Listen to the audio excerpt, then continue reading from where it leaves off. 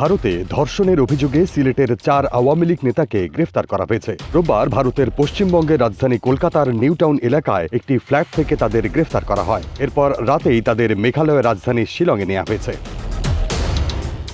গ্রেফতারকৃত ব্যক্তিরা হলেন সিলেট জেলা আওয়ামী লীগের সাধারণ সম্পাদক অ্যাডভোকেট নাসির উদ্দিন খান, সিলেট মহানগর যুবলীগের সভাপতি আলম খান মুক্তি, সহসভাপতি রিপন ও সদস্য জুয়েল।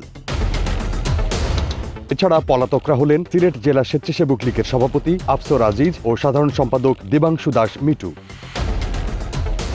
শিলং পুলিশের একটি নির্ভরযোগ্য সূত্র জানিয়েছে, আওয়ামী লীগ নেতারা সিলেট থেকে পালিয়ে শিলংয়ে অবস্থান করার সময় তাদের আবাসস্থলে একটি ধর্ষণের ঘটনা ঘটে। এ ঘটনায় ভুক্তভোগী শিলং থানায় 6 জনকে আসামি করে একটি মামলা দায়ের করেন। ওই মামলায় তাদের গ্রেফতার করা হলেও আরও 2 আসামি পলাতক রয়েছেন।